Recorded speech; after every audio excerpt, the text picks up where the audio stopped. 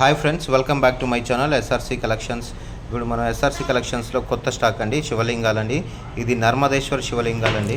ఇట్లా రెండు రంగులున్న లింగాన్ని శివ పార్వతి లింగాలు అంటారండి.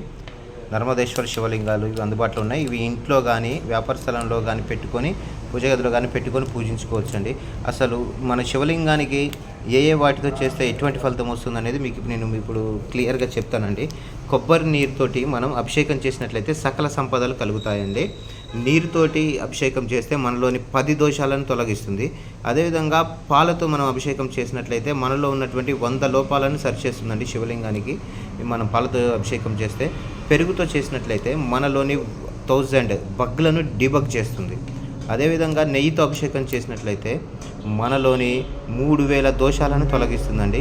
తేనెతో అభిషేకం చేసినట్లయితే మనకి 5000 లోపాలను పోగొడుతుంది.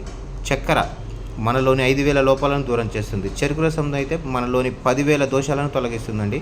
మామిడికాయ రసం మనలోని 1,00,000 అనైతిక రుగ్మతలను దూరం చేస్తుందండి. కొబ్బరి నీటితోటి మనం అభిషేకం చేసినట్లయితే అండి మనలోని 30 లక్షల అనైతిక రుగ్మతలను తొలగిస్తుంది. అదేవిధంగా నల్ల ద్రాక్ష రసంతో చేసినట్లయితే అండి, ఇది నల్ల ద్రాక్ష రసంతో చేసినట్లయితే 10,000 దుర్గుణాలను తొలగిస్తుందండి. అదేవిధంగా నువ్వుల నూనె అండి, నువ్వుల నూనెతో చేసినట్లయితే అండి మనలో ఉన్నటువంటి 20 కోట్ల దుష్ట దోషాలను తొలగిస్తుంది. మా ఈ ప్రోడక్ట్ కావాల్సిన వారు డిస్క్రిప్షన్లో ఉన్న నెంబర్కి కాల్ ఆర్ వాట్సాప్ చేయండి. అందరికీ అందించే ప్రయత్నం చేస్తాం. Thank you friends.